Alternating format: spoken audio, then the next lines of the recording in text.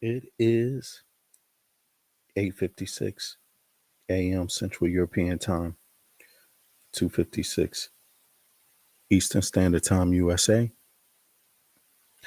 Um, and yes, it's the 12th of February. Uh, Good morning, good evening to everybody.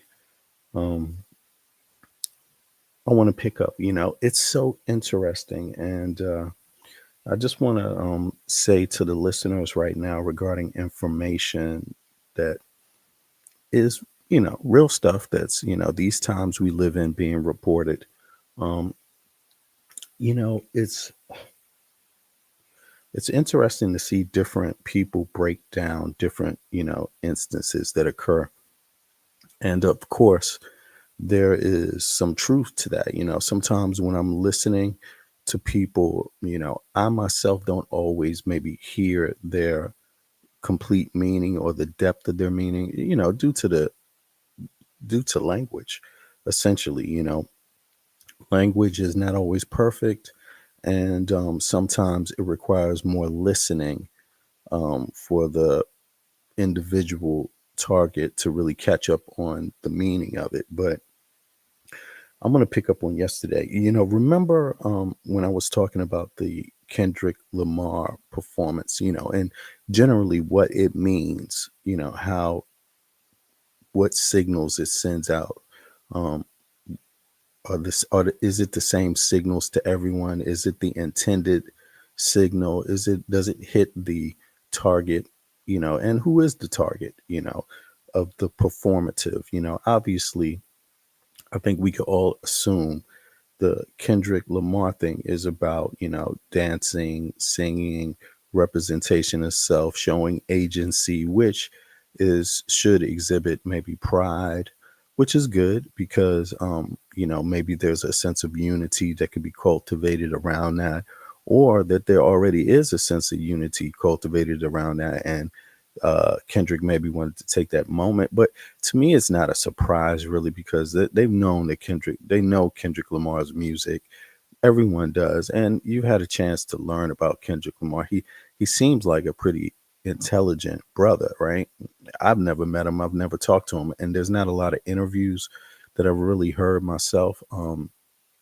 But it's not always about the interviews that are there. It's also about the interviewers. What are the topics and things like that. So I'm still learning about Kendrick Lamar. But having said that, people were inspired by that NFL halftime show, and I think that's good for the people that were inspired. For people like me, I'm from another generation. I'm a '70s kid, so that means I've had a chance to see some things a little more in real life happen within my life that I can reflect on, information, things that have happened that I can reflect on in the last 50 years, events. So I've seen the performative many times. Maybe I didn't articulate it so well, but I've seen the performative, and when it has a um, when it has a baseline, I guess you could say, when the bottom line is black expression or sentiment, feelings, existence, agency, this kind of stuff. Okay, I've seen that before. I've seen it with plenty of times now. After Colin was, basically openly, publicly lynched by the NFL, we've seen it. Jay-Z came along and got the agreement where we could all move on together now, and we can, show that by having some, stuff in there that looks inclusive. Great, if that's what I didn't even agree with that. I didn't agree with that myself. I thought my stance was support Kaepernick until they agree, until they give the man his right, because he was representing the same cause, obviously, right? He was speaking it himself, and he was laying it out. In fact, he did a great job because he showed some really real experiences that give depth to that conversation. It didn't just say, well, story's over now we can all get along, let's get back to business. No, that wasn't the Kaepernick thing, but the NFL seemed to kind of be like that with Jay-Z came in the picture like, here we are, performative, let's get back to business. Generally speaking, whatever they're doing, performative is not always, it's not a bad term. It's just, it is what it is. Now, I want people to take note of something. Just now, there's a news report that's out from military.com, and it says that the military drops recruiting efforts at prestigious Black Engineering Award events. And that's so interesting that this happens right after the Super Bowl. You see what I mean? So they're moving on. Just the fact that we saw Trump at the Kendrick Lamar thing, and even though people felt great about it, like some people hated it. A lot of MAGA people hated it, by the way. But for me, I'm not always concerned about how people react to stuff. My thoughts are about what are you going to do? That's what I want to know. What are you going to do? What are you prepared to do? What is it you're setting yourself up to do? What can you do? Good and bad. What are you really going to take action on? What's actionable? You know, what's going to create some actionable solutions? What are we going to act on? And so you can see the military, under Pete Hegseth is moving forward. We're dropping this DEI stuff. And the report says military drops recruiting efforts at prestigious Black Engineering Awards event. Now, on the surface, there might be some people that say, why do we need Black people in the military? Why should I care? Why should a Black person fight for the U.S. military?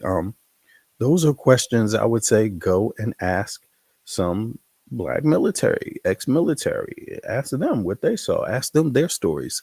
You have to listen to MAGA people all day on TV tell their stories. Why don't you listen to some Black military people tell their experiences, good and bad, their insights, revelations, good and bad, right? So you can have a well-rounded understanding of, what's going on outside of your own local sphere of knowledge and influence and, reality day to day. But in any case, the article goes on to say the Army and other service branches are abandoning recruiting, right? Um, they're abandoning recruiting efforts at a prestigious Black engineering event this week, turning down access to a key pool of highly qualified potential applicants amid Donald Trump's purge of diversity initiatives in the military. Until this week, Army Recruiting Command had longstanding public partnerships with the Black Engineer of the Year Awards, or BEA, an annual conference that draws students, academics, and professionals in science, technology, engineering, and math, also known as STEM, right? So, STEM, you hear that a lot, but a lot of people don't know what that means. They think it's like, people can think it means anything, but now you know. In case you missed it, STEM is what? What is STEM?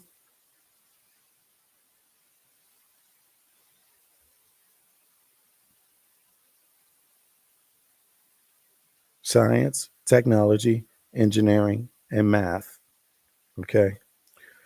The event, which takes place in Baltimore, has historically been a key venue for the Pentagon to recruit talent, including awarding reserve officers, training corps scholarships, pitching military services to rising engineers.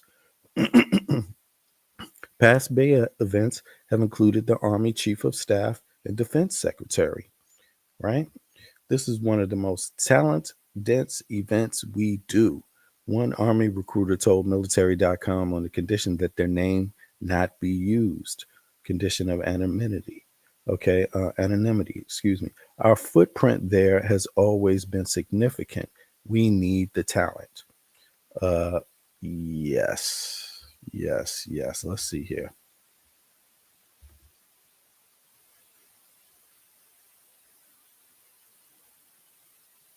Okay, I thought they had some audio there. I wanted to check it. Um, right. Past Bay events had included. Okay, this is one of the most talent dense. Okay, the services cited concerns that participation in the predominantly Black event could run afoul of Trump's orders and the Pentagon's intensifying push to erase diversity efforts in the military, according to multiple sources familiar with the decision. Defense Secretary Pete Hegseth on January 31st ordered that Black History Month, Women History Month, and others were officially dead, and that the military would no longer mark them. Do you what do you think about Pete Hegseth? Is he a Nazi? Um Civilian, appointee of the military in compliance with the Department of Defense and headquarters, Department of Army Guidance, U.S. Army Recruiting Command will not participate in the upcoming BEA event. Madison Bonzo, a service spokesperson, said in a statement to military.com, service members and civilians are permitted to attend the event in an unofficial personal capacity if they choose to do so. Okay. Officials for BEA did not return a request for comment. The Navy, Air Force, and Space Force are also pulling out of the event, forbidding officials from attending in an official capacity or in a uniform. It was unclear Monday whether the Marines were still participating. Additional recruiting events tied to specific racial or gender groups are also likely to be scrapped. Two defense officials told military.com that includes other conferences. This is really interesting because, on one hand, there's a lot of these people want to remove um, the Black experience from the United States at the same time, like historically, like remove it. Like, I mean, really, how many how many people, Americans, for example, feel that the Tuskegee Airmen is important to know as a white American young person, child growing up in school? Do you think that's important? Do you think the civil rights era is important for a kid, to all American children to know about? Is that American history or is that Black history? Now, either way, you know, people may argue over how it's formulated programs like this, but the bottom line is that the law is the law. You also cannot discriminate from these groups. So you can't purposely go out there to eradicate their presence either, whether it's historically, whether it's, who would want to take away part of American history, military history that's Black? Who would want to take that mention away? Like, would you want to talk about these people and not mention their ethnicities anymore? Like, do we want to remove any mention of Irish, Italian, British, German, Scandinavian, Swedish? Do we want to Mexican?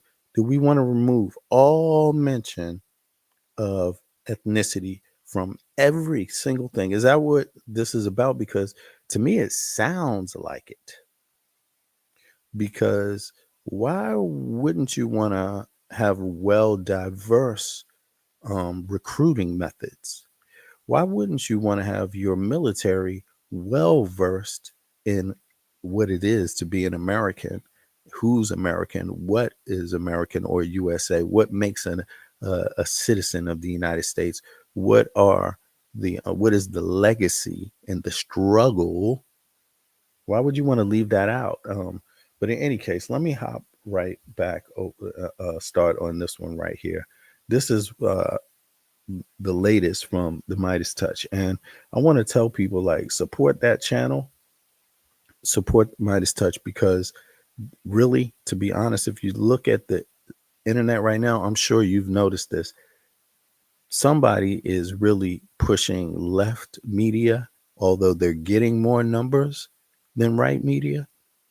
Although they're getting more numbers, maybe not right media. They might not be leading. Actually, I think Midas Touch might be getting more views than Fox, but it won't come up in your algorithm. If they're not getting more views than Fox and everybody else, then they're getting more views than everybody else, with the exception of Fox, one or the other. But often I notice, even though I'm subscribed, even though I watch it, Midas Touch, it's one of the premier news agencies that is fact based. Um, it just doesn't seem to come up in the algorithm much when I'm scrolling. Things like Indian Times, where they're promoting uh, some whole other history comes up, a whole other narrative. It's really wild. It's not fact based, it's more like drama based. But in any case, this is Midas Touch again. And I want you to listen now, since I've spoken, listen to what they're discussing. You stand on a There's a, this is a Marine vet or Marine Corps vet, right? So, yeah. podium, that makes them this extra patriot, this someone who believes in the promise of America, fits the definition of a patriot. What happens though in the reverse a lot of times is some people will assume that because they're performative or because they've got the ability to stand on a podium, that makes them this extra patriot, this super patriot. There's a word for that. It's called a nationalist. And we are not a nationalist country, or at least we were not a nationalist country. We hope to never become a truly nationalist country. Welcome to the Ken Harbaugh Show. I'm joined today by Che Bolden, former F-18 Marine Corps fighter pilot, a retired colonel, and I just pulled this from the bio, Che. We're going to talk about USAID. Now you see, he mentioned the performative, and that's one thing, that that's what I want people to think about. Like, and also when we think about Kendrick's performance, I'm not doubting his sincerity or his artistry or his moment or his decision making or even being there. He's an artist, he's a businessman. That's what business people do. And if you have a message, why should everyone else get their message out and he not be able to get it out using the same, you know, same avenues? Well, there's limits to that, but in any case, whether you like it or not, and I liked it, it's still performative. So it's similar at the same time, there's another example of what performative is and how it could be misconstrued by people. Someone who believes in the promise of America fits the definition of a patriot. What happens though in the reverse a lot of times is some people will assume that because they're performative or because they Now you see, a lot of MAGA people, they didn't go into the red, white, and blue in Kendrick's performance. They didn't see those symbols the same way. What they saw is black person dancing, having agency, just filling up some space, singing, rapping, not really rapping about Donald Trump, really, just rapping about rap. I mean, one of the damn songs that everybody knows is a diss about Drake. I mean, but people were going to argue the messaging and all of that stuff, or what is inside of it. But for me, that's cool. But what's important for me is that we know that it's performative. So here's an example of performative also. It's coming from a nationalist, right? And his followers didn't like the Kendrick performance, but his followers like performative from him. This is his style of performative. Now, keep in mind, all of this is going on. All of this performative is going on at the same time. Things are happening in law and changes being done, whether they're constitutional or not. They're happening on some level. Crimes are also happening. Events are happening. So at the same time, the performative. So they've got the ability to stand on a podium, that makes them this extra patriot. I mean, we saw Trump at this stadium at the Super Bowl, and what did Trump look like? He looked like shit. He couldn't even open his eyes. He would look like he was struggling to stand up while he's giving a salute because he knows the cameras are on him for that moment. So that's performative. The super patriot. There's a word for that. It's called a nationalist. And we are not a nationalist country, or at least we were not a nationalist country. We hope to never become a truly nationalist country. And what's behind Trump's performative? I'm a white male and I'm for, he doesn't say it, but he says, go back to the great, make America great again. That's okay. So it wasn't great before. What makes you think it's less great now? It's the facts remain. It just wasn't that great before. The only thing that was great about it for a few people, landowners, was is that they could enslave other people or they could vote. Yeah, that's what it is. They could vote and they could enslave for a few. Other people had to work for all those people or slave for those people, those few. Is that what you want? I mean, does every white man that votes for MAGA, do you really think you all will be able to be slave masters? No, you won't. You might be able to work on a slave plantation, but you won't be all slave masters. Keep that in mind, and just got to point that out because they seem to think everybody is a part of that elite group.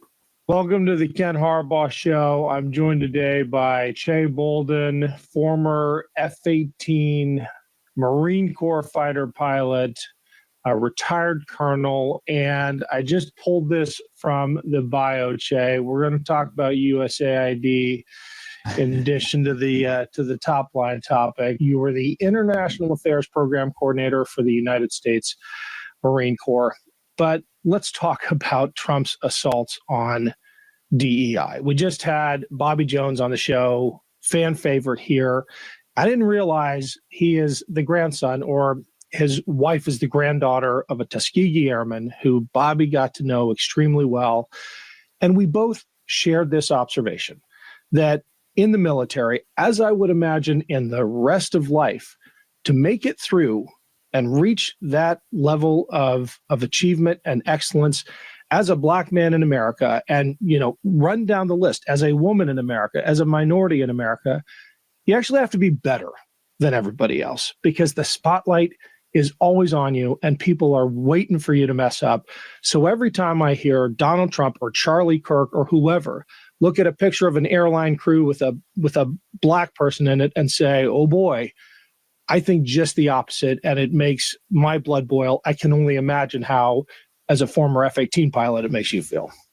Well, first, in deference to my pilot brethren, I got to admit I'm a backseater. I'm a navigator, but still I was an F-18 guy. Ken, the truth of the matter is, oh, he's a navigator, so he sits in the back seat of the jet, two-seater, right? And he navigates. He's controlling other controls, the navigation system, and probably some other things, but is people are too sensitive, really. And I think that what that does when people react in a negative way to statements like that, it strikes a nerve because what they're saying, he's probably calling out targets also as they come up on the radar. is someone who is sitting right next to them, who they think they're equals to, had to work harder than they did to get there. And they feel it's an assault on their personal achievements and personal accomplishments when it's the exact opposite. They're not the ones that had to, stay up late or put in extra hours or, unfortunately suck up to the boss in ways that is unnatural or uncomfortable for other people. I sit back and I look at people like my father, who went to the United States Naval Academy in 1963, 64. So as he was there, the things that he had to do, he had to be twice as good. And that's just the reality because. Okay. So essentially they're trying to cut out instances where they have to see anything other than themselves in the mirror. So when they look at the military, they don't want to see a Kendrick Lamar even be there talking. Like they don't want to see this guy here talking. That's what they're, that's one of the key elements there. They want to erase that because it bothers them, right? So that becomes their mission when they have power, right? The mission when they have power the problem is this. They want to erase this. They use energy to erase this.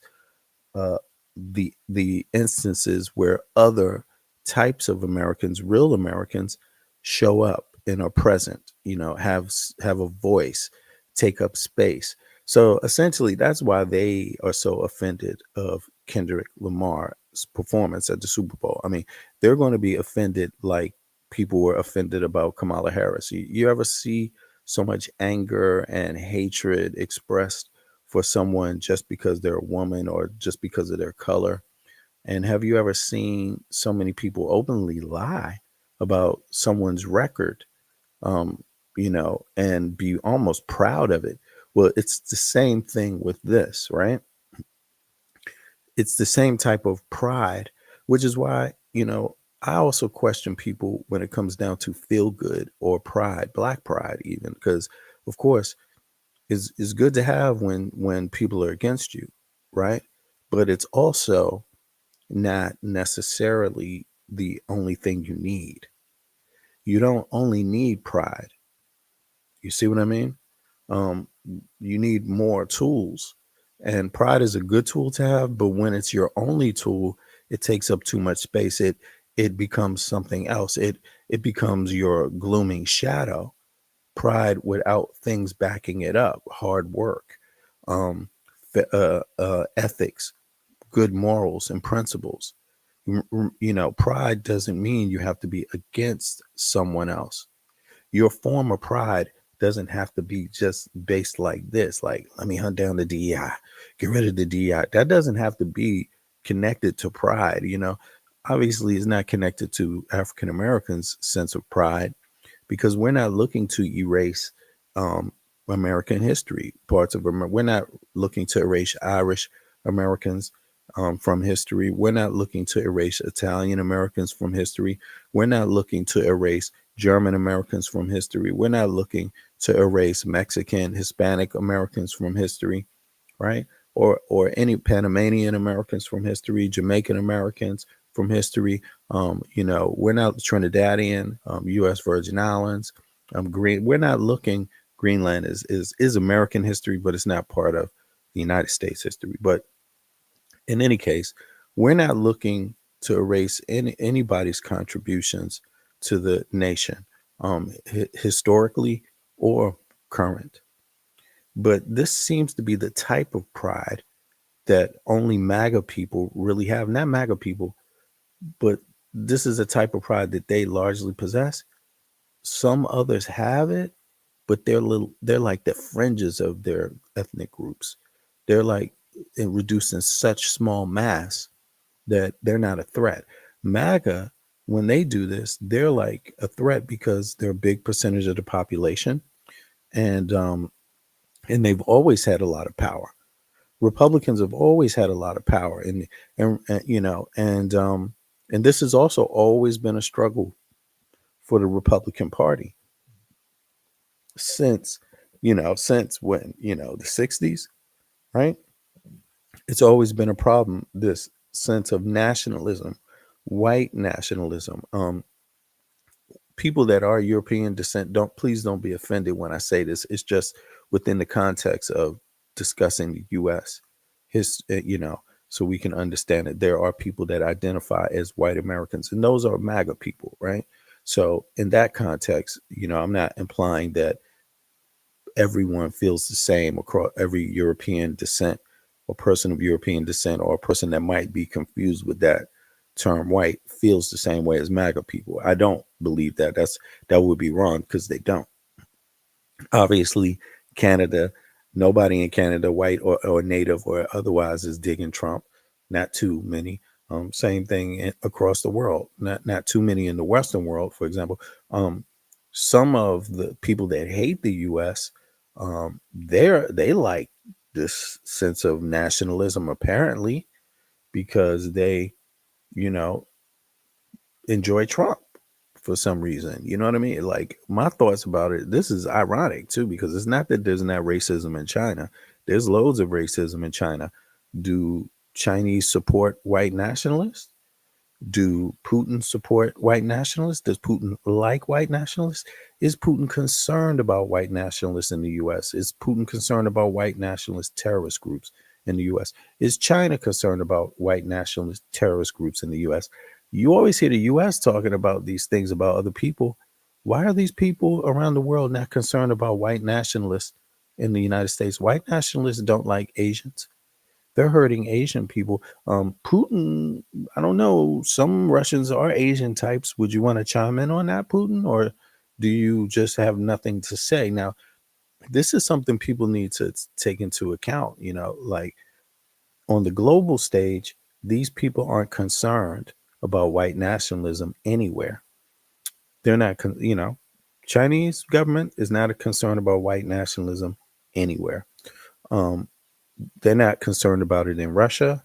They're not concerned about it in the U.S., Europe, or anywhere else. South Africa, for example, they don't, and their policy is to not interfere. Russia, they kind of sometimes like act like they want to talk about human rights, but then they always back out of it. Um, so the U.S. has been talking about even Donald Trump calls other countries shithole countries, and then he might even go into saying some things about them here and there. You know what I'm saying? Like, I mean, does he like, does Netanyahu like white nationalism in the United States? You see what I mean? So it's something we could also put into context. But let me let this play. Any excuse that people could find to tell him or anyone else that would listen that he didn't belong there, he had to be prepared to debunk or prove that that wasn't true. As I listen to the rhetoric today, I can't help but think that people are just a little bit too sensitive about their own personal performance. If we're going to go to this MEI, don't actually ask me what that means, but merit, the term merit is just another way of saying performance based. And if that's the case, I think we're a long way from it, because there are a lot of people right now who are sitting in positions of authority that aren't there because of their performance. Look, I'm both a DEI hire and a Nepo baby. Okay. Yeah. Pete Hegseth is not there because of his performance. He hasn't had enough years to perform, and he's just not even been willing to perform all the other steps. It's crazy. So I can sit there and tell people, what my experience. Pete Hegseth is not general quality experience. He's not experienced like a general would be. Experiences were, and they're probably not going to be that much different than a lot of other people's experiences that don't have the same benefits or privileges that I have, but I still had to work for it. Yeah. Can you explain the Nepo baby reference for those who aren't familiar with your extraordinary father? Well, in a lot of cases, most people aren't necessarily going to look at someone who looks like me and automatically assume I'm a Nepo baby, because the Nepo is short for nepotism. And when you have someone in your family or in your immediate vicinity that's got a lot of influence and power, they use that influence and power in order to give you an unfair opportunity. And so a lot of people perceive me to be that way. My father, 1968 graduate of the United States Naval Academy, rose to the rank of Major General in the United States Marine Corps, became a United States astronaut, and then he eventually became the 12th Administrator of NASA. That is not insignificant. That is not without its perks and its influences. And people automatically assume that everything that I was able to do or accomplish was because my father had opened the door for me. And if it wasn't because my father had opened the door for me, it was because I was an athlete. And that, in some cases or some circumstances, was code for Black and not actually qualified, except I could run fast. Yeah. One of the things that has changed my whole attitude towards patriotism is talking to folks like Bobby Jones and Mike Washington, who, if you haven't met, I'm going to make sure I introduce you to him. One of my role models and a father figure, Black Americans, veterans, who have convinced me that the way to love your country is to ask more of it, is to want your country to live up to the promises it has made. And there's no community that understands that better than, I think, Black veterans who serve in disproportionate numbers, not because everything their country has done for them, but because of the promise of America and those values enshrined in the Constitution and the Declaration that haven't been met, that haven't been. Right. So this is where, they want to remove mentions of African Americans in the Civil War, African Americans in the War of Independence. They want to remove a lot of all angles of that, and one of the things is that they want to remove it because if you include these groups in the history, then you also have to include the reality of those hardships, right, that they particularly face. Like when you hear someone talk about a person like Pete Hegseth, let's say European Americans, is described a particular way historically, right? Because of the realities of the laws, right? And they don't like that description either. So they're going to eventually try to remove any mention of, any bad mention. So they will try to remove any mention that women didn't have a vote. They will also, because all of that is wrapped up in DEI. Again, people need to really look at and ask themselves, is it necessary to focus so much on DEI like it's a problem when it's benefiting pretty much everybody? DEI preserves European Americans' history. It preserves European American women's history. It preserves Asian Americans' history. It preserves African Americans' history and presence in the, it just honors it. You see what I'm saying? So there has to be a space for that, because if there's not African Americans, then who, what will make us different than an African immigrant, for example? If there's not the discussion about, this issue with women not being able to vote or own land, these kind of things. How will you? Oops, 2 seconds. My battery is running out. Did it slip out? Oops. Let me get it in real quick. Yeah. How will you? Here we go. How will you be able to really view a woman when you know what her story is or what her accomplishments are? How will you be able to understand the accomplishments if you remove the fact that they had barriers, right? And so again, that's what DEI is about. It looks at, okay, what are your barriers to this? If it's a handicapped person, can your company make a ramp for them? How do they have access to work? Because they may be the most important, intelligent person in the company or more capable person in the company outside of the fact that they're in a wheelchair. So DEI, it's this kind of stuff that it works upon. I mean, it's a whole range of things. So people should really look into the details before they just take a axe to it, because you could be axing out yourself. I mean, or one of your loved ones. But let this play a little bit more. Sorry. And live up to. I would love for you to share your family perspective on that as a legacy veteran, someone whose family has devoted their lives to serving a very imperfect country. Right. Again, I think it goes back to this idea of self and what each individual, how they see themselves. Yes, there is a case to be made to say that if you are a Black American or a Hispanic American or anything other than a white Anglo-Saxon Protestant American, that by you going and doing certain things that you are demonstrating a higher level of patriotism. I want to disavow that first and foremost. A patriot is a patriot. Someone who believes in the promise of America fits the definition of a patriot. What happens though in the reverse a lot of times is some people will assume that because they're performative or because they've got the ability to stand on a podium, that makes them this extra patriot, this super patriot. There's a word for that. It's called a nationalist. And we are not a nationalist country, or at least we were not a nationalist country. We hope to never become a truly nationalist country. That is not to make the mistake of saying that national pride is not important, or understanding what it means to be an American and the benefits and, quite frankly, the good fortune. I live in a very interesting household. We have a mixed marriage in a lot of ways. My wife is a Caucasian woman from Australia. So we've got an international household plus a multiracial household. Trying to look at the world through my wife's eyes, it is a different perspective to mine. No better, no worse. It's just different. And so when we talk about what it means to our family about patriotism, my wife just became an American citizen, recently, after we've been married for almost 3 decades. But she did see the promise of America, and she wanted to have a voice in that. And so we take that back and put it and fold it into the Bolden narrative, the Bolden family. That's interesting.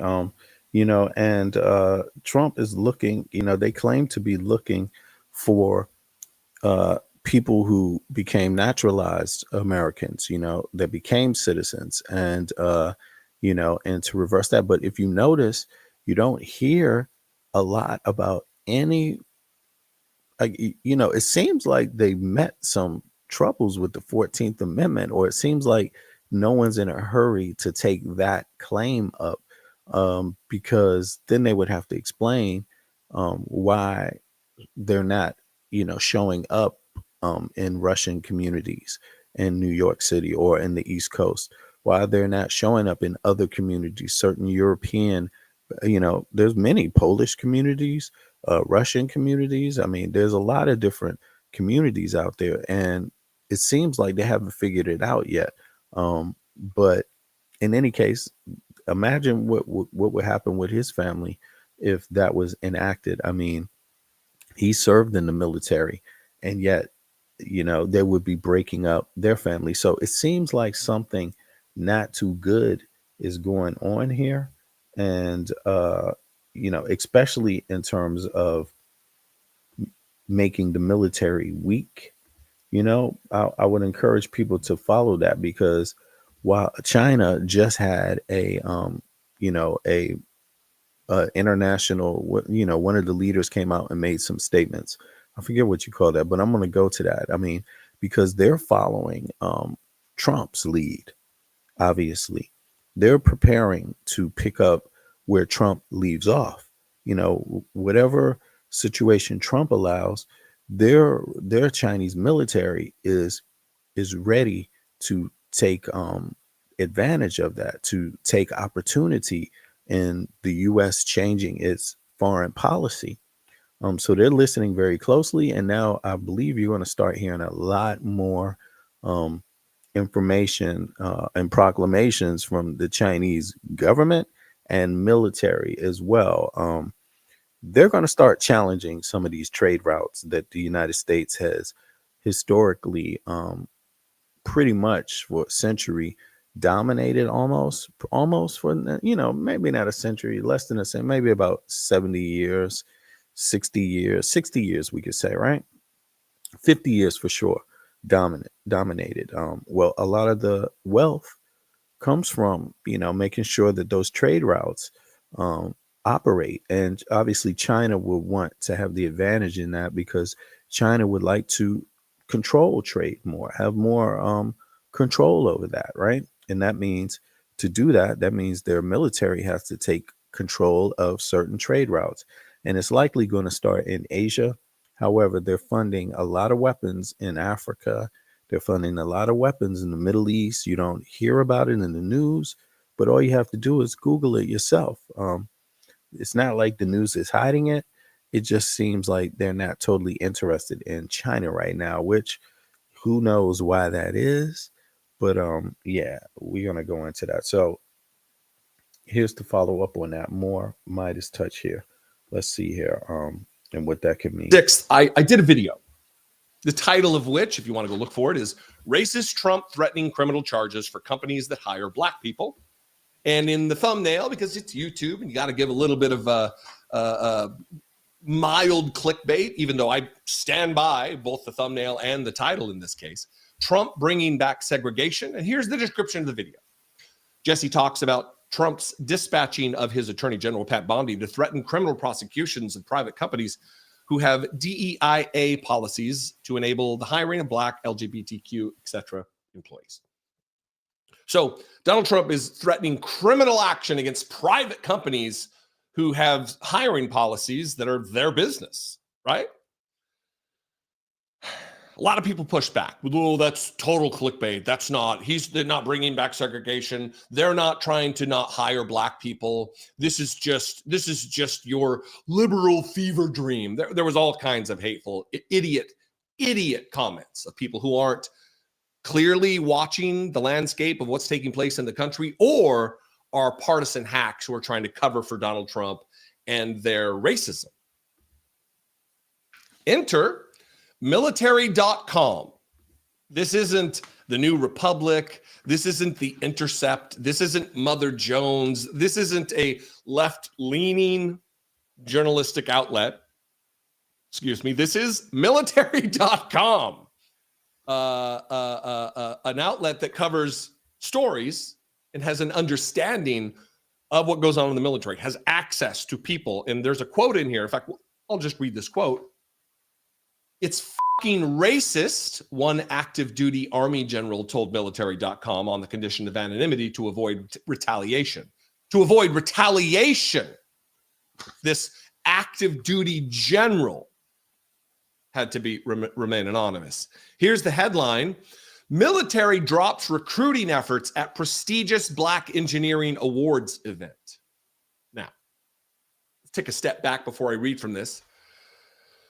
The narrative by Republicans, the narrative by Donald Trump and other racists, yes, other, including him, others who are racist, is that DEI just wants to hire any Black body, whoever, just, get them in there. They're Black. That's good enough. They act as though qualification has nothing to do with it. That it's just the color of your skin, and that actual qualified white people get boxed out of jobs so that an unqualified Black person or gay person or trans person or woman, or name your hated group by Republicans, so they can get the job. That's what they would have you believe, right? So why, in this case, would they pull out of a prestigious Black engineering event that I think they said was like ripe with talent? Exactly. It's the most dense talent venue, or something like that is how they describe it. You're turning down the possibility of hiring wildly talented, wildly intelligent. You know, it's interesting because here's the thing about DEI. What if they said they're going to remove any mention of, any priest in the military, any type of priest, Catholic priest, bishops, or what, Catholic Christian denominations. What if they said that? Because that's DEI also, right? I mean, why do you have to mention one religion and not mention the other? Why do you have to have people present? You see? So it's kind of strange they haven't just gone to that, because to me, it's like, hey, religion is part of DEI, right? So why aren't they talking about that now? Because you would then have to ask, why are you paying these priests in the military? Like, do they get paid? I believe they get paid. A lot of them are in the military. Why would you be in the military and even be allowed to be a priest? That's the thing about it. And I'm just curious about that. Let me look up on that, but let's hear some more. Watch this. Wildly skilled candidates for jobs within the military only because they're Black.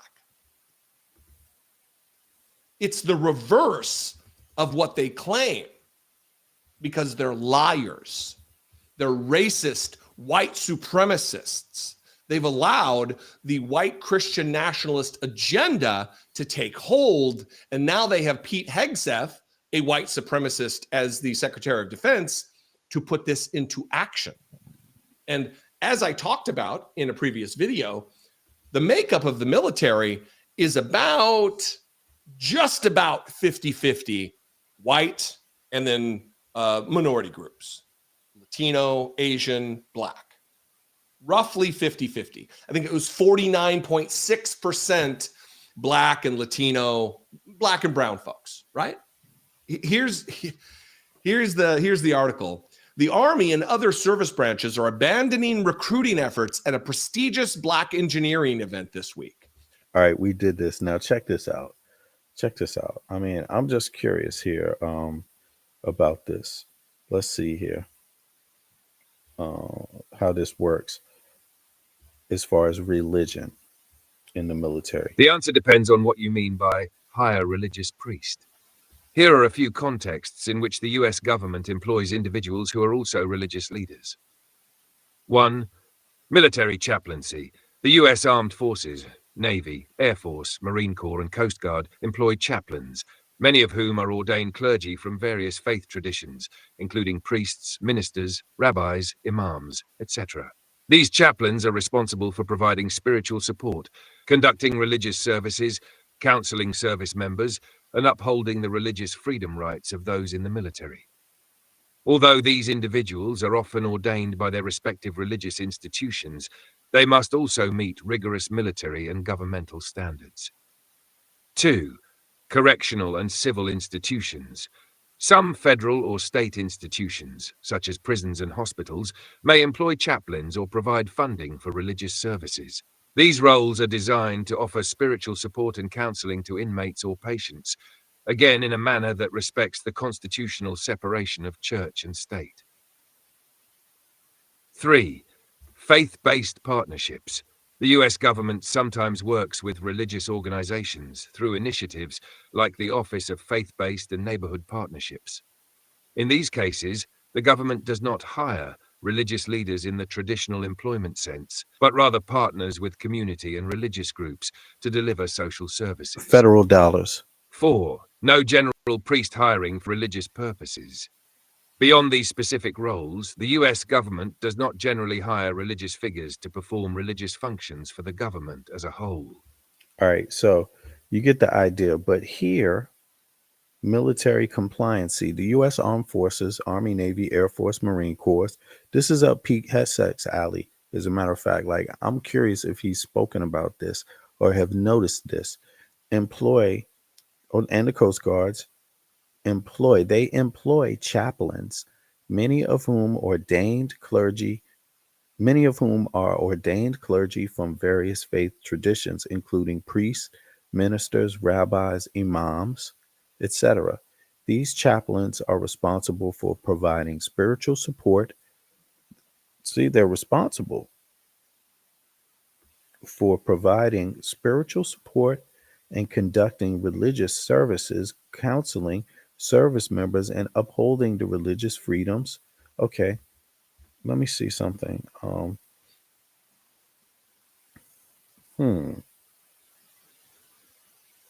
These chaplains are responsible for providing spiritual support, conducting religious services, counseling service members, and upholding the religious freedoms, rights, and those in the military. Although these individuals are often ordained by their respective religious institutions, they must also meet rigorous military and governmental standards.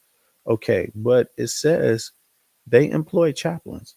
Okay, why do they employ religious chaplains? Okay, chaplains and other religious and other. Okay, boom. Let's see here. I spelled that wrong, but at least they can figure it out. Okay, chaplain. Here we go. The primary reason the U.S. government employs chaplains in similar religious support roles include supporting spiritual well-being in an environment like the military, prisons, hospitals, and other government institutions. Chaplains provide service that cater to the spirit. Remember when Trump went to the Catholic priest event, is something charity event, and he spoke about all kinds of things. I'm curious what they think about this. I mean, because they hosted Trump, um, right? Maintaining moral and ethics in the military, for example, chaplains often play a key role in helping service members cope with the challenges of deployment, combat, or separation from family. Their guidance can contribute to higher moral and reinforce. Let me see. Yeah, this is, I mean, okay, this is what pops in my mind, right? When I hear this. So, when I hear this kind of DEI thing, I'm curious about what they're going to do about all the other DEIs. Like, is it considered waste? Is it something they want to take funding from? How's that going to be met in the courts? And we're going to examine that. Now, let me go right back to this guy here. Let's see here. The Marine Corps vet. Let's see. On the mind, I mean, if there wasn't a baseline standard that was held for everybody, it would be the Marine Corps would have an impossible mission. It wouldn't be able to carry it out. Yeah. So, I mean, if I go all the way back to the very beginning of my Marine Corps career, that's when it started. When I got commissioned, I actually was not commissioned as an aviator. I was commissioned as a ground contract. I finished in the top 97% of my class at the Naval Academy, so the choices and the options were somewhat limited. But when I got to the basic school, I had to earn my spot into flight school. And in order to earn my spot into flight school, I had to have a certain class rank.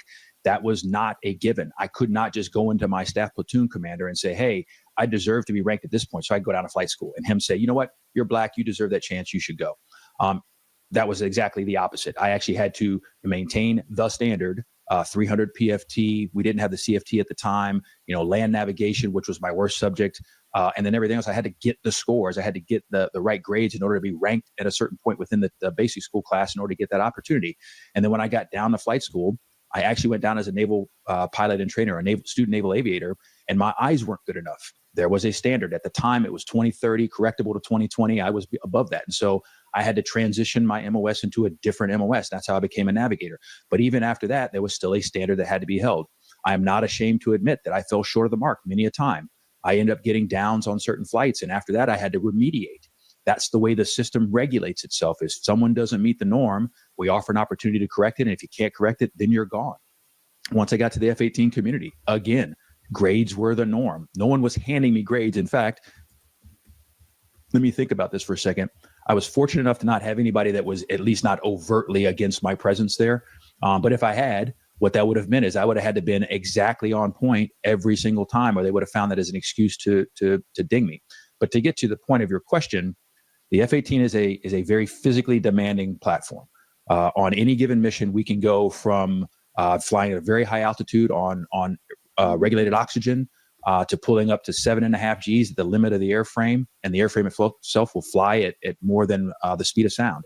When you are moving that fast, the decision-making process has to keep up with it. So if you are cognitively impaired or cognitively stunted, i.e. someone who is, as a lot of people imply a lot of times that they're less intelligent, then I wouldn't be able to keep up. I would not have been able to achieve every single instructor qualification available to an F-18 aircrew. I would not have been able to go to the Marine Corps' Weapons and Tactics Instructor course, which is the pinnacle of Marine Corps aviation. I would not have been able to attend and graduate from the United States Navy's Top Gun, their fighter weapons school. Those are things that the average person would not be able to do. And so the standard is well established. Many have gone before me, many have failed. I did not. That means I met the standard. And the system was never going to sacrifice that standard, because they knew that lives of young Marines, young women and men who have raised their right hand to defend this country, were going to rely upon my proficiency and my ability to do the job. When my father went to go do what he did, he was given a multi-billion-dollar platform, command of it twice, and entrusted to execute that mission flawlessly, not because he was Black, but because he was qualified, because he knew the mission in and out. He knew the mission of his crewmates. He knew the mission of the mission support. All of those people looked to him in order to perform those duties. When he became the administrator of NASA, the entire organization and the entire space world looked to him for his leadership, because he had proven time and time again that he belonged to be there. Contrary to what one person said a long time ago, your father was only an astronaut because he was Black. It took me 10 years to learn this, but I'll teach you in 5 minutes. I don't know how you found this page, but trust me.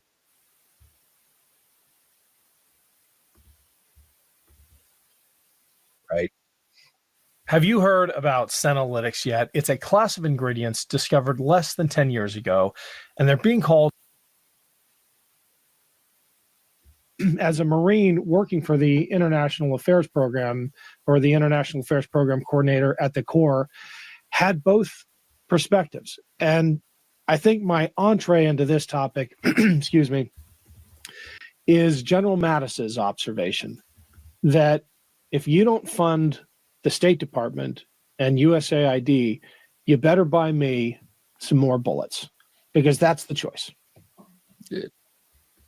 Right. Yeah. So, my experiences in the international diplomacy realm stem from the fact that I was given the opportunity to go to Spain as an military exchange student, and then I stayed and worked what's called security cooperation and security assistance for an additional period of time while I was there. And during that time, it gave me the experiences and the expertise to move into that position as the International Affairs Program Coordinator for the Marine Corps.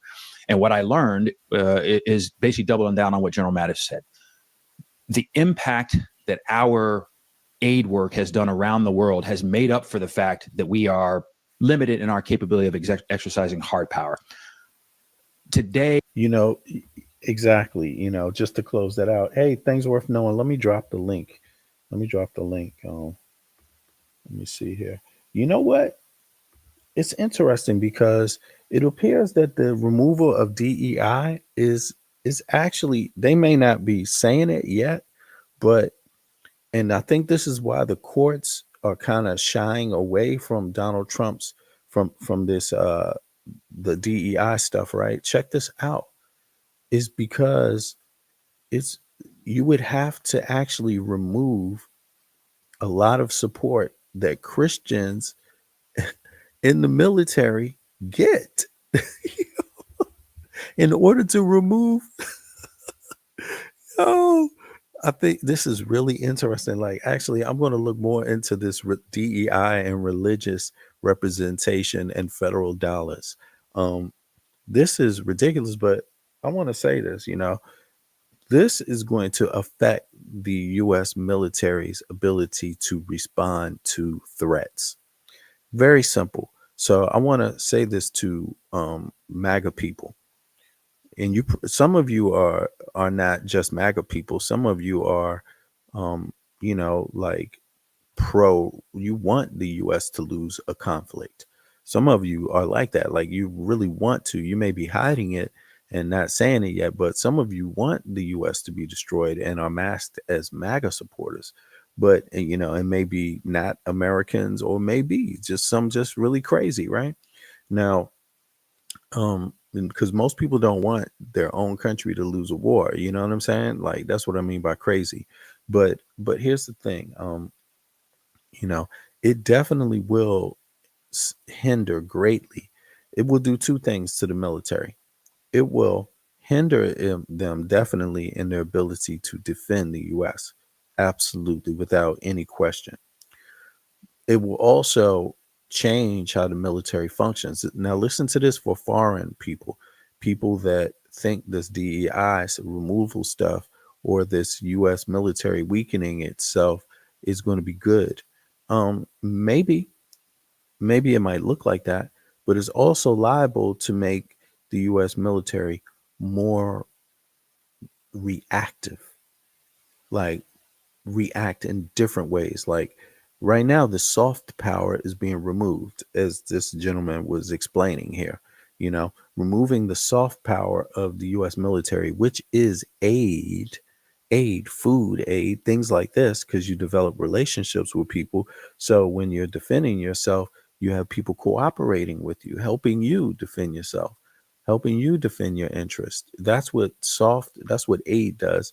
By removing this stuff and going after DEI at the same time, it's really an assault on the U.S. defenses, right?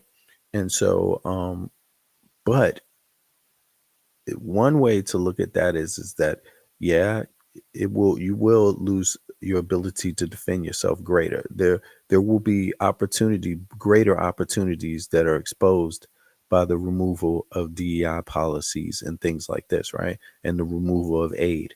Other, the threat will get larger then.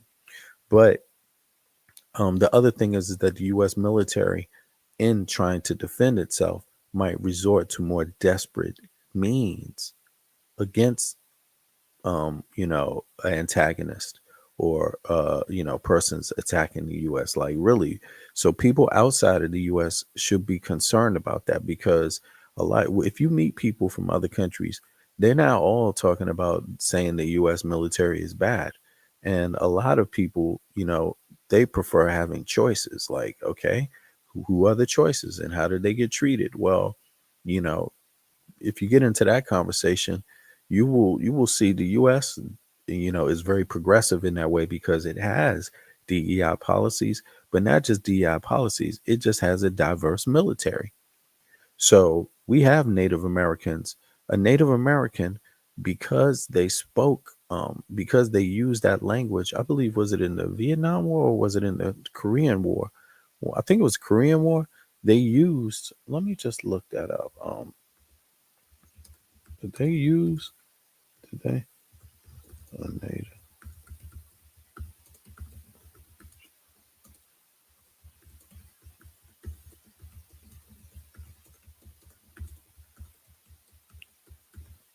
Let me see here. Right. They used the Native American language, because to be able to understand it, you would have to have people that speak and know those languages to translate them, right? And it's been several times where the U.S. military has done that. They use Navajo language, and what war was this? This was in it's called the Navajo Code Talkers. Um, what wars did they participate in? I think it was World War I. Exactly. They used Comanche in World War I. You see what I mean? In the Korean War, World War II, they used no the Navajo language. You see what I'm saying? So, are you going to remove that from the military, from U.S. history, or are you going to remove? See, this is how these people played a role, and if you don't want to preserve that history, you're only shooting yourself in the foot. But in any case, let's listen a little bit more.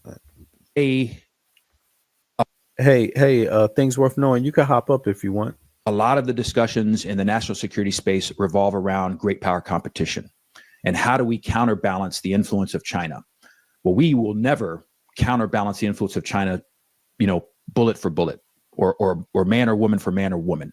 They just dwarf us in those capabilities.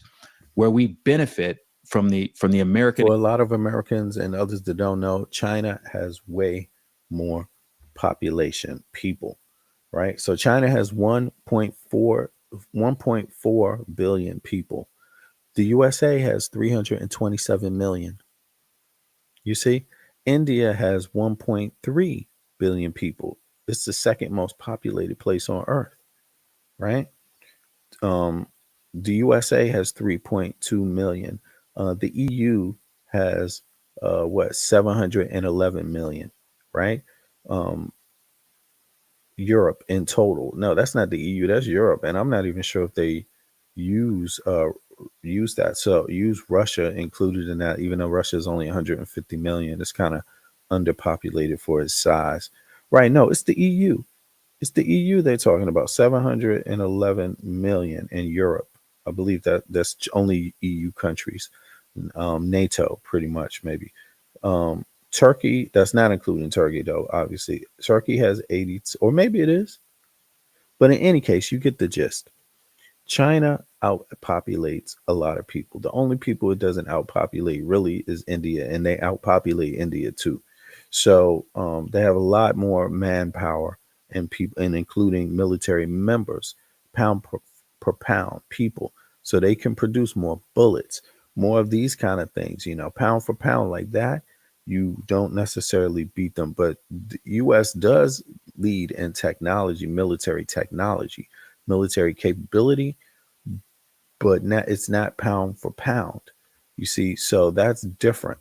Experience in the So American. ours is experience and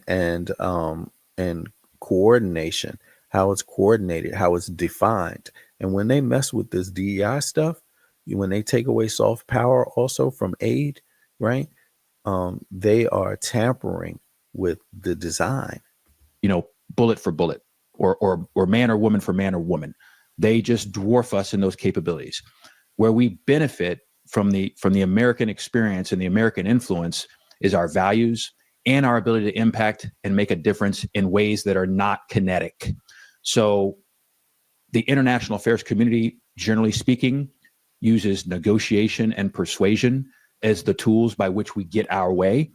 And one of the things, this used to cause a challenge in my house because my dad has never been afraid to admit, since he retired of his political leanings, I still maintain a relatively independent position. But I used to defend President Bush quite a bit. And the main reason I defend President Bush as a fundamentally good human being is PEPFAR. If you go out to any country in Africa, George W. Bush is seen as a hero because the PEPFAR program, which was predominantly aid, changed the landscape of the continent of Africa. The 55 countries, I think, give or take, that are in Africa benefited from the soft power of PEPFAR. And the spread of HIV was significantly influenced and I wouldn't say contained, but it was addressed in a way that we will never, ever be able to address with hard power. we are able to educate or help to educate parts of the world through the application of the soft power through USAID, the State Department, Teachers for America, Peace Corps, you name all of these things that actually are what you would consider knowledge work. Let's be honest, the military is trade skills. We work with our Exactly, trade skills. Now, the U.S.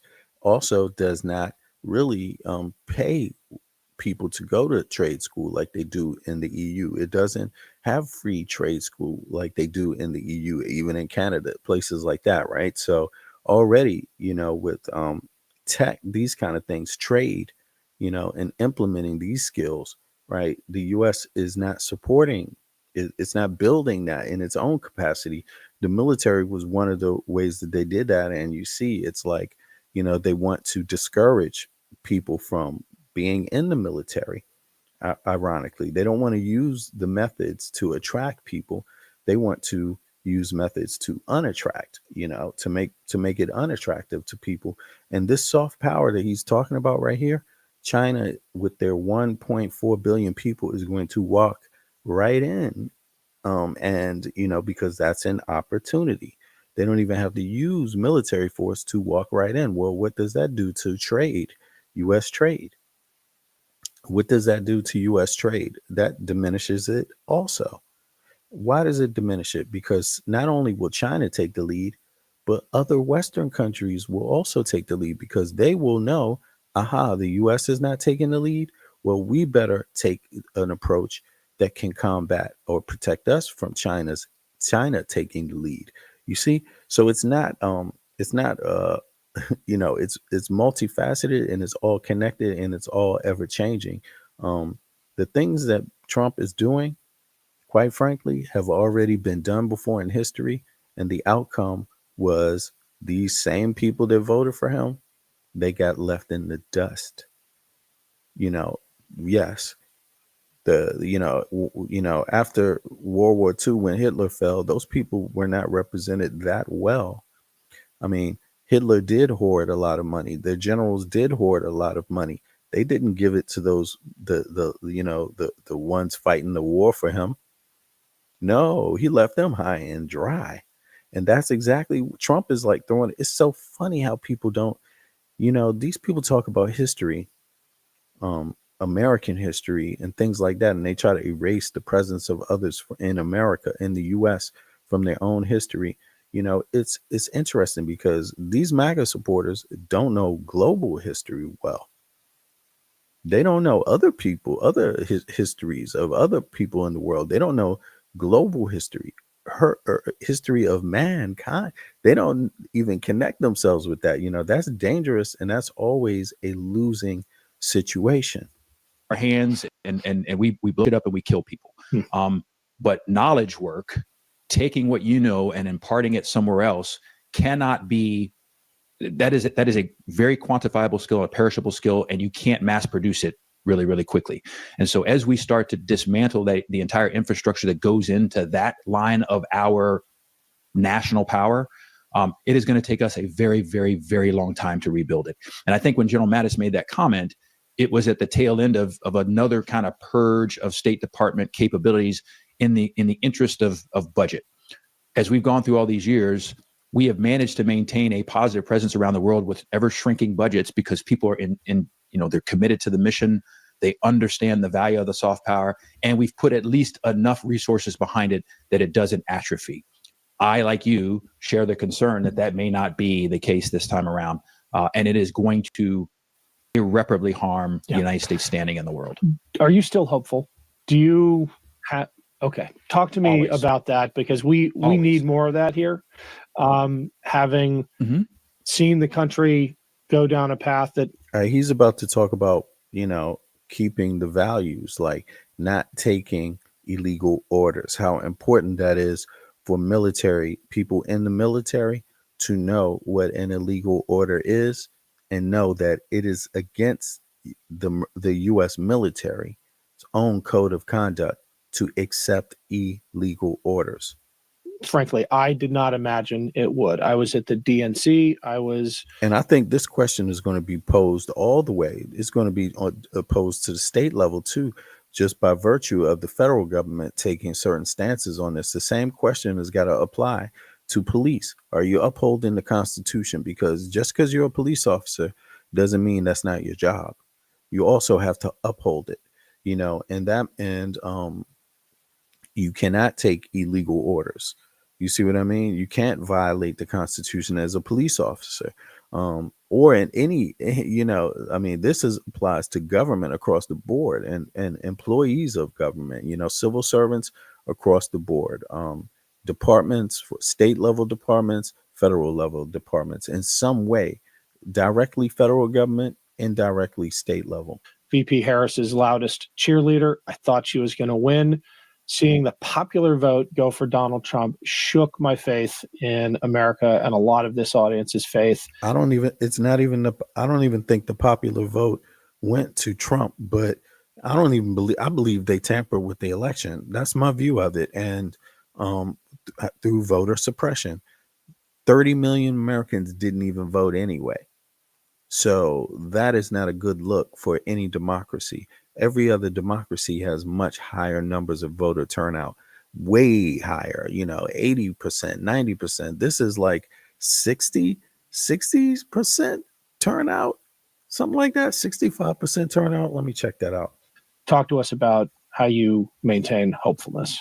I pull that from my parents because they showed me that hope and optimism is really the only way you can keep your soul healthy. If you let the rest of it get you down, that's what leads to depression. That's what leads to other things. But I look at this opportunity right now, and I have this discussion with my daughters. I have an 18, 21, and 24-year-old daughter, all three of them. And they're of a generation right now that is really questioning, what's the purpose of America? They believe in it because they knew what I did. They knew what their grandfather did, but they really question. So I had this conversation with them all the time. And right after the election, I think I was very much like you. 71 million people elected a convicted felon to go sit in the White House. They support the placement of non-qualified individuals across the top tiers of our government. It doesn't mean that they're not going to do it. DEI, by the way. That's actual. Call it a rose by another name, right? Yeah. And we haven't actually talked about the value of the fundamental concept. 65% of the U.S. population voted at best, between 60 and 65%. That means between 35 and 40% did not even vote. So anybody who thinks even, anyone winning, that is not just that is an embarrassment to democracy. To be honest with you, to the term democracy, that's an embarrassment. It's an embarrassment, especially if you are my God, this is the most powerful country on earth that claims to uphold democratic values. Even Trump claims to be saving the democracy. Well, where are, how come people didn't vote for you? 35%. There's a whole population that is bigger than other nations that did not vote. 30 million people. 30 million people. Oh, hold on, 30%. And what is that in exact numbers? Let me see. How many people is that? That must be oh my goodness. That is 87.5 million. Hold on, wait a second. That's 84 million people. That's 84 million people, y'all. That is like the size of Germany.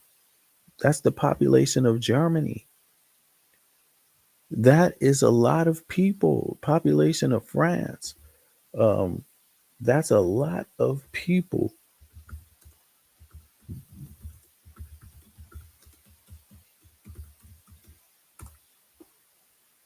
That's a whole lot of people.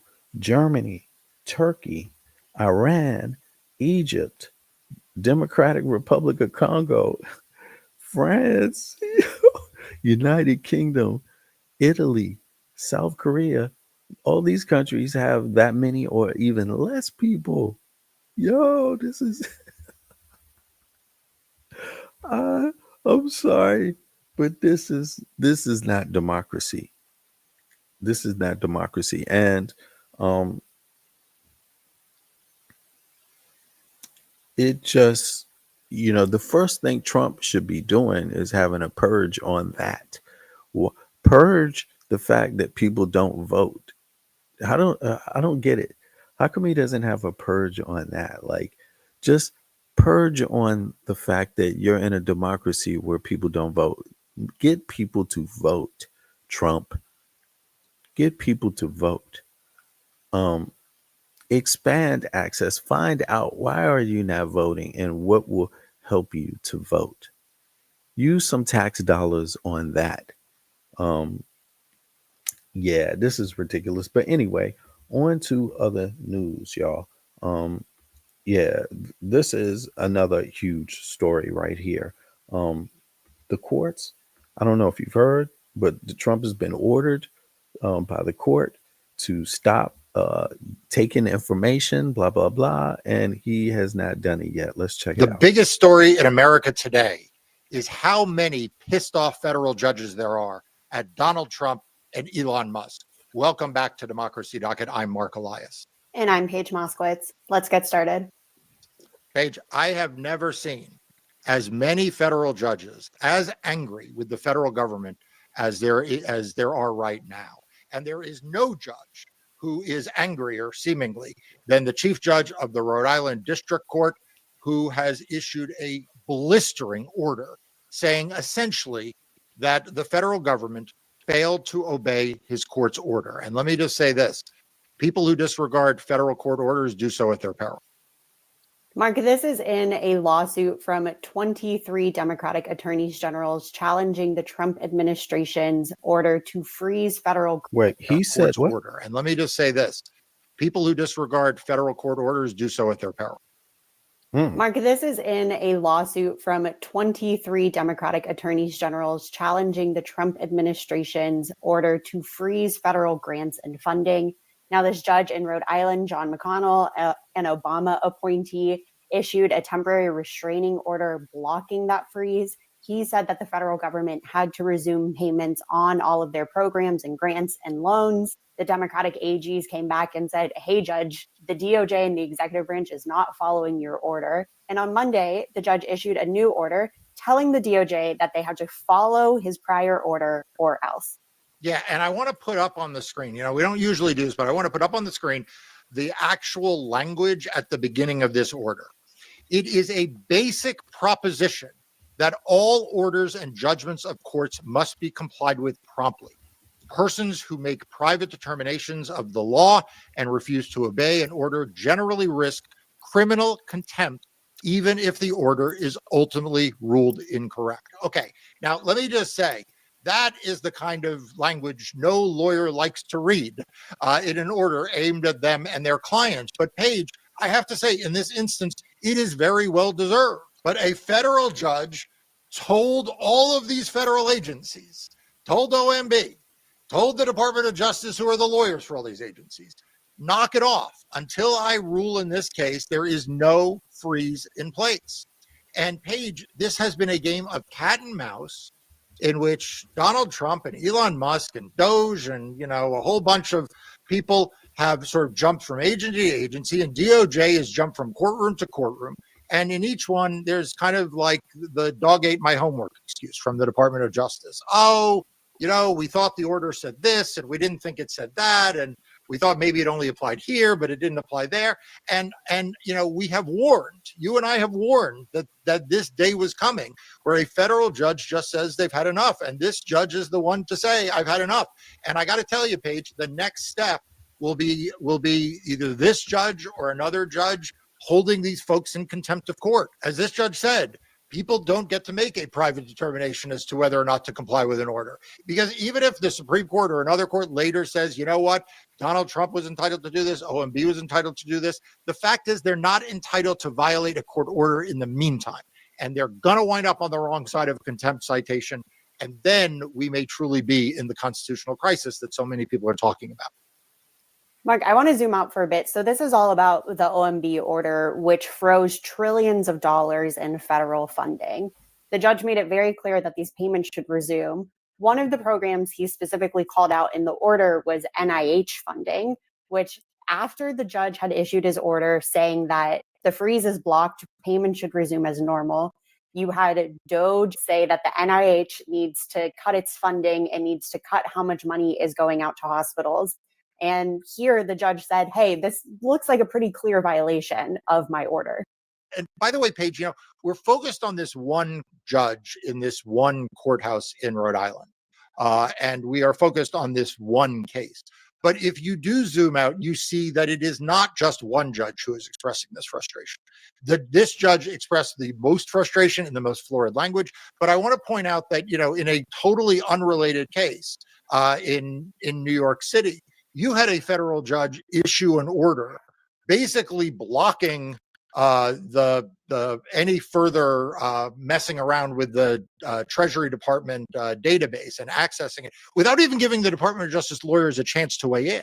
Now, to be clear, that is within the judge's prerogative. There's nothing illegal about that. There's nothing unethical about that. No matter what people on Twitter may think, that is within the judge's prerogative. But that is the kind of action that you are getting from courts who clearly read the newspaper. They read court cases in other courthouses. They see what's coming into their courtrooms, and they've had enough. They've had enough with the willful evasion or the negligent evasion or the left hand not knowing what the right hand is evasion, like whatever it is, they've had enough. And again, this is highly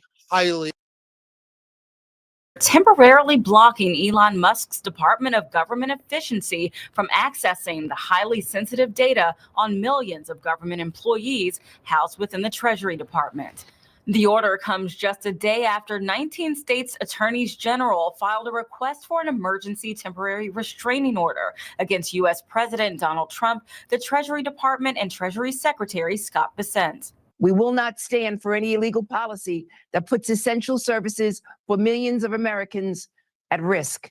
In the filing, it's alleged that the Treasury Department was directed by Trump and Bessent to expand access to DOJ personnel who were initially granted read-only access to freeze federal payments to political appointees who do not align with Trump's agenda. Legal and constitutional experts say it's a brazen overreach by the executive branch, which has so far gone unchecked. So in a functioning system, members of Congress, Republicans who control both chambers of the U.S. Congress, would be taking action. Our Congress has failed. Judge Paul Engelmeyer, who issued the order, says Trump and Secretary Bessent violated federal law by granting. So you see, they're saying that the Congress has failed. They're talking about the Republican majority. The Democrats are the minority party, so they don't have control over Congress, the Senate.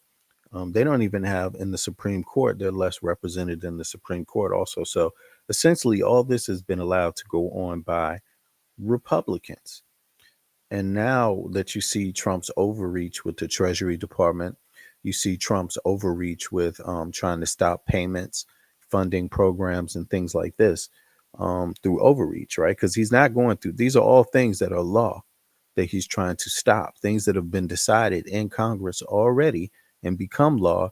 He's trying to circumvent the American people, their voice, their elected officials. He's trying to circumvent those laws by just stopping them himself, breaking into the Treasury, all these different acts, right? And so judges have been telling him, you can't do that, essentially, hence. But Trump is stopping. And in any case, whether he stops or not, it is pointing at a constitutional conflict, a problem. And that means that you don't have laws anymore. If there's a constitutional crisis like this, it means it's very simple. If the laws do not apply to Trump, they don't apply to anyone. Trump pays federal income tax for whatever salary he gets, right? Unless he's evading taxes.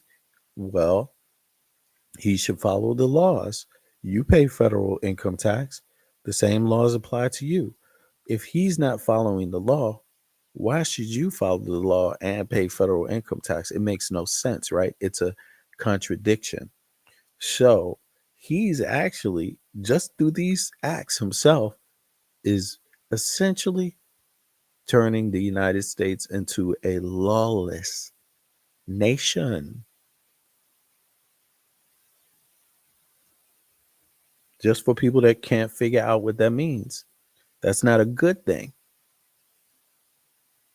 At the same time that he is not funding police. He's slowing down police funding, aid to police that would come through the federal government. I mean, schools, education, places for people to be. So where are you going to be, out on the street? Young people going to be out on the street, nothing to do, no jobs. Older people going to be out on the street, nothing to do, no jobs. It's less jobs. Have you seen the stock market? Seen such access to Musk's team.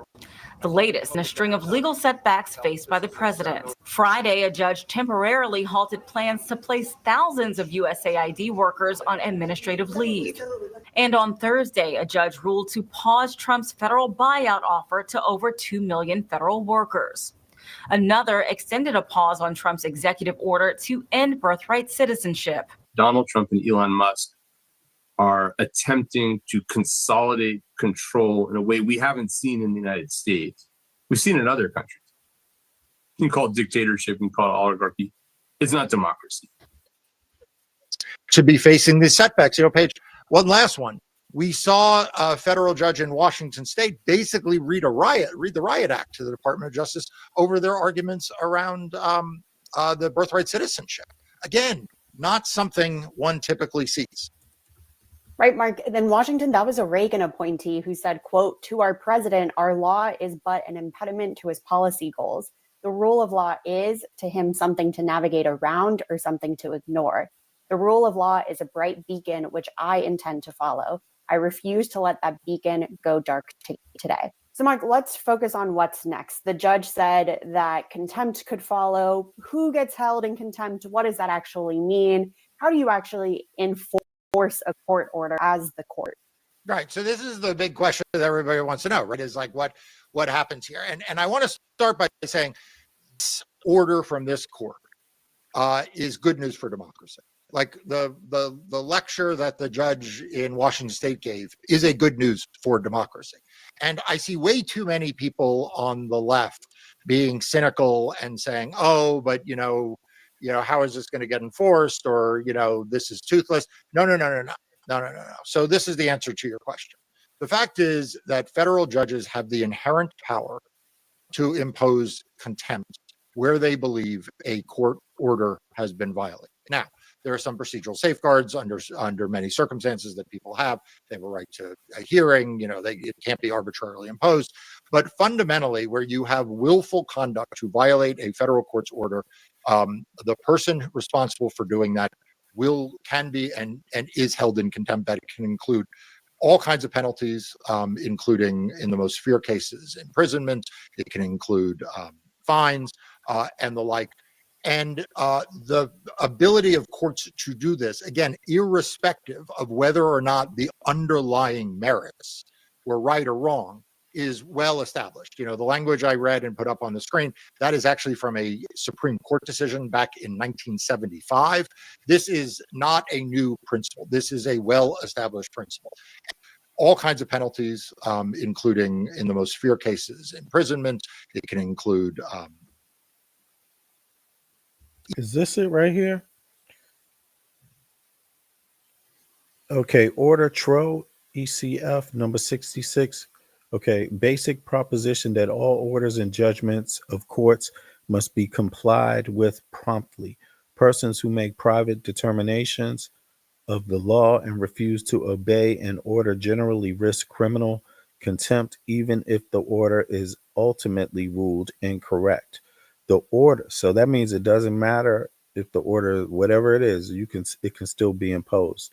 The orderly and expeditious administration of justice by the courts requires that an order issued by a court with jurisdiction over the subject matter, let's see here, over the subject matter. Okay, I'm gonna find out for myself. Let me see here. Let me type this. ECF. Okay, Order Tro. ECF. What is it? ECF number 66. Okay.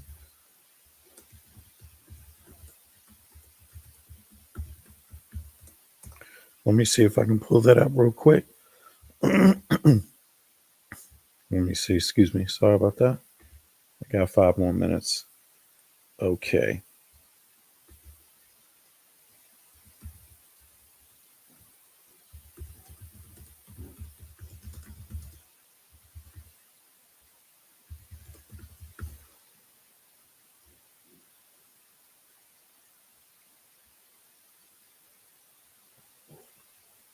Okay. Yeah, actually, I'm going to have to look this up. It's going to take me a second. But in any case, um, yeah, this is the news for today, pretty much. Um, what is Did this? you know that There's some sort of commercial? Okay. Um, Trump can be ordered. You know, there is some teeth, as he was saying. Hold on, I'm gonna let him finish out. There is an absolute emergency, and there's just not burning right now. Very restraining order. As think of a TRO, a temporary restraining order, as the house is burning right now. I need people to pour water on it right now. Okay. TROs are when there is an absolute emergency and there's just not a lot of time to figure out what happened. A preliminary injunction is there are sparks in dry hay that is stored outside the barn by the house, right? It's pretty urgent, but it's not like on fire right now. And then when we talk about the merits, that is, hey, the wiring is faulty and it may cause a fire someday. So when you have cases like this, oftentimes you will see an immediate request for an immediate halt, a temporary restraining order. Those usually are only in effect for a matter of days until the court can take a breath, read all the pleadings, maybe hear some evidence, and then there is then a hearing. So TRO is like, a matter of days. Preliminary injunction puts things in hold or puts in place interim relief for what can be months or longer. And then a final decision on the merits that can come after a full trial, and that can take obviously. So we're gonna find out if there still is a system on this one issue right here, the TRO, Trump following any TRO, right? And if the judge issues it, right, we're going to find out right then and there if there is actually law in the U.S. essentially. So this moment right here is so important. Now, there's people speculating about what the outcome is going to be, if it's going to happen, but it's all seems to be coming down to this order, right? And whether these orders that the judges have given and whether Trump is going to follow it. And if he doesn't follow it, what they're going to do about it, if they're going to move to the TRO. So it's an important moment in history for the U.S., to see, because again, this is about, does the law apply or does it not apply? Do we have a law that we follow as a country, or do we not have laws that we follow? Because we're dealing with the Constitution, constitutional law, and the laws that have played out since then, all the court hearings based on the Constitution. You see what I mean? That's what law is. So yeah. We see much longer. Let's hear his exit and then look at the stock market real quick. It is not unusual for preliminary injunctions to be appealed because they have such a long time period. It is really unusual. I won't say unheard of, but quite unusual for a court of appeals to hear an appeal in a temporary restraining order, because honestly, by the time the Court of Appeals is even considering the temporary restraining order, it's usually already either been turned into a preliminary injunction or it's been denied. Like, the temporary restraining orders happen so fast and they're either replaced by injunctions or they're not. I wouldn't expect anything to happen with respect to the appeal of a TRO. I think that's a little bit more of a PR stunt. I do think that the cases will proceed on the preliminary injunction route, including to the Court of Appeals. But I want to again say, it is not a defense to contempt. It is not a defense to failing to comply with a court order that you ultimately won because a Court of Appeals said that there should not have been an injunction. Contempt is about vindicating the right of the court to issue these orders. And so to the extent that there are efforts by people on the right to support them, use what they